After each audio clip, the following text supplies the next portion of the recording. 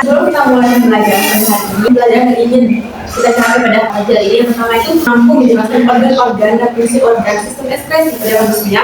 Yang kedua, tentang proses sistem ekspresi pada manusia. Dan terakhir yaitu mengidentifikasi dampak dan juga pada sistem ekspresi manusia. Materinya itu tanya, kalian pernah buang air kecil nggak? Buang air itu apa sih yang keluar? Air kecil, cairan air kecil kita. Dari cairan air kita tuh apa sih yang kita lakukan? Minum, minum dan makan. Jadi saat kita makan atau minum, makanan itu masuk dalam sistem pencernaan dan dalam tidak bisa bergizi seperti glukosa, amino dan vitamin. Dan zat gizi ini kemudian disebut sudah masuk ke dalam darah. Makanan dan minuman yang kalian konsumsi itu akan turun dari darah. Nah, bagaimana sih darah ini bisa keluar dari urin? Pikiran nggak? Nah, karena itu hari ini kita akan belajar mengenai sistem ekskresi, yaitu proses bukan urin. Itu proses di mana darah itu akan keluar dari urin. Kita lanjut kepada beberapa organ yang terlibat dalam proses pembentukan urin. Yang pertama ada ginjal. Ginjal ini berfungsi untuk menyaring zat-zat sisa metabolisme dari dalam darah, mempertahankan keseimbangan cairan dan mengatur keseimbangan asam, basa dan garam di dalam tubuh. Next, untuk organ yang kedua itu ureter. Bisa kalian lihat di sini, pertama itu menjalankan urin dari ginjal ke kandung kemih melalui gerakan dari salur. Jadi di sini ada kandung kemihnya nih, di ginjal 2 di kanan. Rombongan yang itu yang disebut dengan ureter. Jadi ureter itu terdiri dari 2, dari ginjal kiri dan ginjal kanan. Panjangnya itu sekitar 25 sampai 30 cm. Next, selanjutnya kandung. Fungsi kandungnya itu menyimpan urin sementara sebelum dikeluarkan dari tubuh. Jadi urin itu tidak sembarangan itu langsung keluar gitu. Ada namanya kantong kemih untuk penyimpanan urin sementara. Jadi sebelum jadi berapa tuh disimpan dulu di kantong ini. Nah, kapasitas itu sekitar 400 sampai 600 mm ada orang dewasa. Terakhir itu ada uretra. Uretra yang paling bawah ya. Saluran terakhir yang mengeluarkan urin dari kantong kemih. Panjangnya sekitar 20 cm dan juga itu sebagai sistem reproduksi pada wanita itu lebih pendek sekitar 3 sampai 5 cm. Lebih rentan juga terhadap infeksi setelah kandung kemih. Itu untuk beberapa organ yang terlibat dalam proses sistem reproduksi. Sebenarnya di sini akan kita video yaitu proses dari pembentukan urin. Sebelumnya proses pembentukan urin itu terjadi melalui 3 tahap. Pertama tahap filtrasi, yang kedua reabsorpsi, dan yang terakhir fermentasi. The kidneys filter blood plasma. Dari video yang diperlihatkan tadi, ada yang ditanyakan nggak? Silakan kasih. Salah satu proses dari pembuatan urin itu salah apa yang akan terjadi? Oke, itu pertanyaan sangat nyambung pada materi kita hari ini. Kebetulan katanya juga sama proses pembentukan urin. Nanti ibu akan memberikan kalian APD dan kalian kerjakan bersama kelompok masing-masing. Jadi kita lihat katanya di belakangnya ya. Untuk pembagian kelompoknya, ibu membagi menjadi 4 anggota dan setiap kelompok. Silakan mulai dari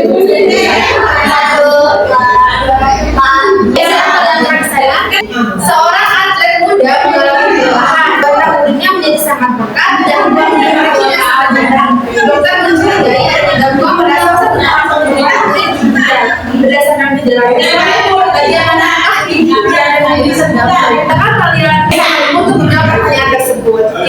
Kalian sudah selesai nggak diskusinya? Sudah. Oke, setelah ini kalian akan bertukar dengan kelompok lain. Jadi kalian kan ada 4 orang nih.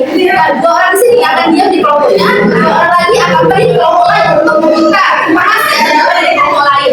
Kan bisa saja nanti kalian berpendapat dengan kelompok lain, dan kalian akan pergi ke kelompok lain untuk meminta informasi apa yang dia dapatkan. Dan ada akan 2 anggota dari kelompok 1 pindah ke kelompok 2, dan dari kelompok 2 pindah ke kelompok 3.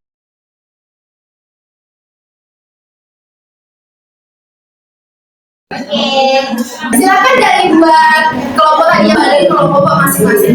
Ya, silakan kalian diskusikan apakah jawaban dari kelompok 1 dan kelompok 2 dari kelompok 3 lainnya itu sama-sama apa tidak. Kalian diskusikan dulu. Ibu berikan waktu 6 menit. Kelompok 1 sudah ada.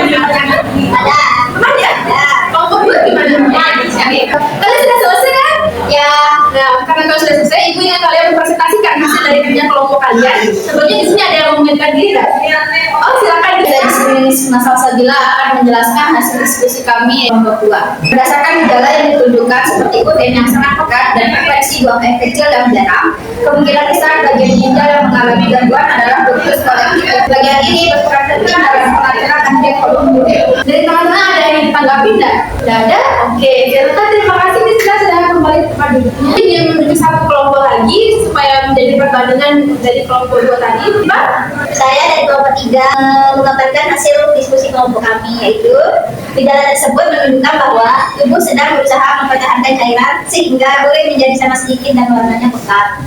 Hal ini kemudian terjadi karena ductus collectifus tidak berfungsi normal, khususnya dalam pengaturan reabsorpsi di air di bawah pengaruh hormon ADH. Terima kasih. Jadi kesimpulan dari kelompok 1 dan kelompok 3 itu sudah menjawab sebagian besar jawaban yang benar, yaitu di reabsorpsi, yaitu di bagian ductus collectifus. Saya meminta perwakilan dari kalian untuk menyimpulkan kegiatan pada pagi ini.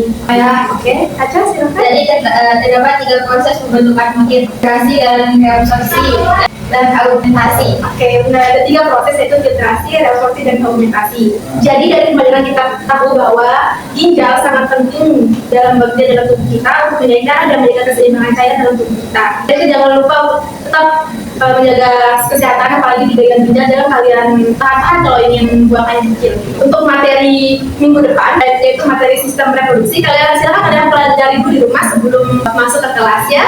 Itu sekian dari pembelajaran kita pada hari ini. Apabila ada kesalahan, mohon maaf, dan wassalamualaikum warahmatullahi wabarakatuh. Waalaikumsalam warahmatullahi wabarakatuh.